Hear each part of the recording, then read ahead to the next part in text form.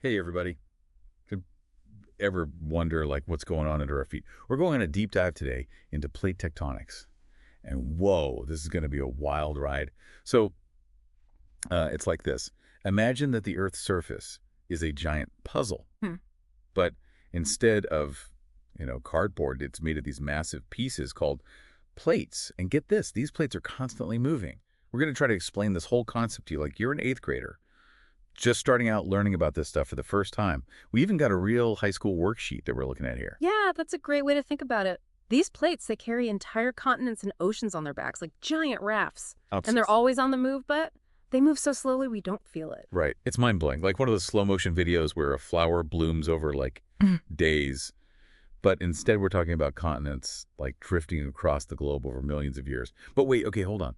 If everything is moving so slowly, how do we even know that these plates exist? Well, there's actually a lot of evidence, like how the coastlines of some continents seem to fit together, like puzzle pieces. Yeah. Take Africa and South America, for example.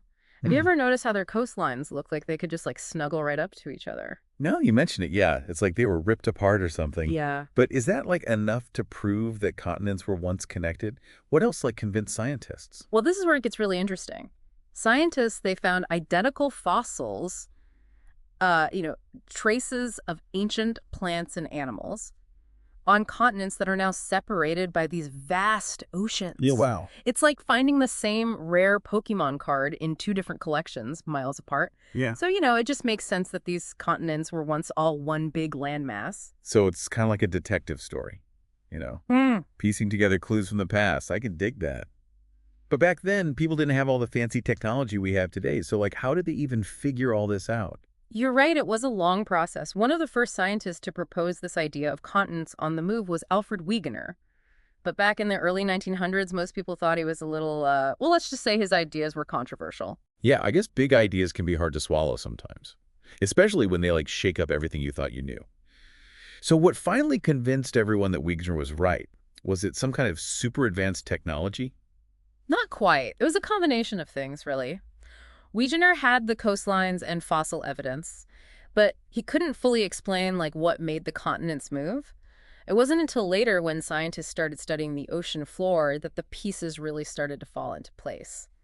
Okay, so the ocean floor holds the key to the mystery. Tell me more. Well, imagine you're slicing open a loaf of bread that's still baking in the oven. You'd see that the inside is hot and gooey, right? Yeah. That's kind of what's happening inside the Earth, the layer beneath the Earth's crust. It's called the mantle. It's super hot, partially molten rock. Okay, so Earth has got like a hot, gooey center. But how does that explain continents moving around? It's all about heat and movement. Just like that hot bread rising in the oven, the heat inside the Earth creates these circular currents. In the mantle, they're called convection currents. Think of it like a lava lamp, with blobs of hot stuff rising, cooling down, and then sinking again. So the Earth's insides are like a giant lava lamp, constantly churning away. I can totally picture that. But how do these lava lamp currents make continents move? Are they just like floating on top? That's a great question. The Earth's crust, the part we live on, is actually broken into these pieces we've been talking about, the plates. And they're not exactly floating, more like they're riding on top of those slow-moving convection currents in the mantle. Ah, I see. It's like those moving walkways at the airport. The plates are just hitching a ride on these slow-moving currents in the mantle. Exactly, and depending on the direction of those currents, the plates can move towards each other, away from each other, or even slide past each other. And guess what? All that bumping and grinding creates some pretty amazing stuff on Earth's surface. Hold on. This is where it gets really interesting. So we have these massive plates moving around on top of a giant Earth lava lamp. What happens when they bump into each other? Is that what causes earthquakes and volcanoes and stuff? I'm on the edge of my seat here. You got it. That's precisely what happens. But let's save the details about those epic collisions for part 2 of our deep dive. Okay, now I'm really curious. I can't wait to hear what happens next. Me too. All right, everybody. We'll see you next time. See ya. Bye. Bye. Welcome back. So glad you're just as curious as I am to find out what happens when those massive plates decide to bump into each other. Oh, you bet. Last time we were talking about those huge plates, like continent-sized, moving around because of those lava lamp currents inside the Earth. So, like, what happens when they collide? Is it like a super slow-mo train wreck? That's actually a pretty good analogy. Imagine like two massive trains heading straight for each other. But instead of a quick crash, It's an epic showdown that unfolds over millions of years. When two plates collide head-on like that, we call it a convergent boundary. Convergent boundary. Got it. So what happens at these boundaries? Do the plates just smash into smithereens? Or do they kind of like fold up or something? Well, it depends on what kind of plates are colliding. If it's two continental plates, the ones carrying land, you know, they crumple and buckle under the immense pressure, pushing the land upwards. So wait, that's how mountains are made, like Yeah. the Himalayas. Exactly. The Himalayas are a prime example of what happens when two continental plates collide. The Indian plate is still pushing into the Eurasian plate, which is why the Himalayas are still growing even today. Whoa, that's incredible. It's like a super slow-mo mountain building machine. Yeah. But what if an ocean plate collides with a continental plate? Do they both just get all crumbled up? That's where it gets even more interesting. Oceanic plates are denser, meaning they're packed more tightly than continental plates. So when they collide, the denser oceanic plate dives down beneath the continental plate. We call this process subduction. Subduction. It's like the ocean plate is getting swallowed up by the Earth. Does anything cool happen because of that? Oh, absolutely. As that oceanic plate sinks deeper and deeper, it gets super hot from all the pressure and friction. That heat melts the rock, forming what we call magma. And guess what magma loves to do? Erupt as a volcano. That's got to be it. Bingo! That's why we see so many volcanoes along the edges of continents, especially around the Pacific Ocean in what's called the Ring of Fire. It's basically a giant ring of volcanoes formed where those oceanic plates are diving down under continental plates. Okay, so convergent boundaries create mountains and volcanoes. That's pretty epic. Yeah. But what about those other ways plates can move? You mentioned plates moving apart and sliding past each other. You've got a great memory. When plates move apart from each other, it's called a divergent boundary. Think of it like a giant crack opening up in the Earth's crust. So new land is being created there. That's wild. Not exactly new land, but new crust. Remember that hot, gooey mantle we talked about? Well, at divergent boundaries, the mantle has a chance to rise up and fill that gap between the separating plates.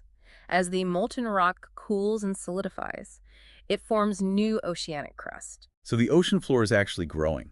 It's like a giant conveyor belt, Yeah. constantly adding new stuff in the middle and pushing the old stuff outwards. You got it. And this process is happening right now along a giant underwater mountain range called the Mid-Atlantic Ridge. It's like a seam running down the middle of the Atlantic Ocean where new ocean floor is constantly being created. Okay, so we've got mountains and volcanoes at convergent boundaries and new ocean floor at divergent boundaries. What about that side-swiping action you mentioned? What happens there? Ah, yes. That's called a transform boundary. It's where two plates slide horizontally past each other, kind of like rubbing your hands together. So does that create a lot of heat too? Maybe even melt some rock? Well, it does generate heat, but not enough to melt rock. The real action at transform boundaries is the friction. As the plates try to move past each other, they get stuck, building up tremendous pressure. And when that pressure finally releases, it causes the ground to shake violently. Earthquakes. That's got to be what causes earthquakes, right? Yep. Like the San Andreas Fault in California. Exactly. The San Andreas Fault is a classic example of a transform boundary, where the Pacific plate is sliding past the North American plate, and all that friction and pressure buildup leads to some pretty major earthquakes in the region. This is seriously blowing my mind. Okay, so we've got mountains and volcanoes from colliding plates, new ocean floor from separating plates, and earthquakes from plates sliding past each other. It's like a giant slow-motion dance with some seriously powerful consequences. But hold on. If all the continents were once connected in a giant landmass called Pangaea, does that mean they could all come together again someday? Now that's a question for the ages, and it's one we'll explore in the final part of our deep dive. Okay, now I'm really curious. I can't wait to hear what happens next. Stay tuned. Welcome back to our deep dive into the world of plate tectonics. So far, we've learned how these massive plates move around, crash into each other, pull apart, and even, do a little side-swiping action. Yeah, and we've seen how all that action creates some of Earth's most incredible features. Towering mountains, fiery volcanoes, and even those ground-shaking earthquakes. Right. It's mind-blowing to think that something happening so slowly can have such dramatic effects on our planet. But last time we left off with the big question. If all the continents were once connected in a supercontinent called Pangaea, could they all come together again someday? That's a question scientists have been pondering for a long time, and the answer is it's definitely possible. Remember, those plates are always on the move, driven by the heat churning inside the Earth. So it's like a giant slow-motion puzzle that's constantly being rearranged. Precisely. And just like puzzle pieces can fit together in different ways, the continents could eventually drift back together, forming a new supercontinent. Scientists even have a name for this future supercontinent, Pangaea Proxima. Pangaea Proxima. That sounds straight out of a sci-fi movie. I wonder what the world would be like if all the continents were squished together again. It's fascinating to think about, isn't it? For starters, the climate would be completely different. Imagine one giant landmass with vast, dry interiors and extreme temperatures. Ocean currents would change, weather patterns would shift, and life on Earth would have to adapt to a whole new set of challenges. So it's not just about the continents moving. It's about how those movements affect everything else on the planet. The climate, the oceans, and even life itself. Exactly. Plate tectonics is a driving force behind so many of the processes that shape our world.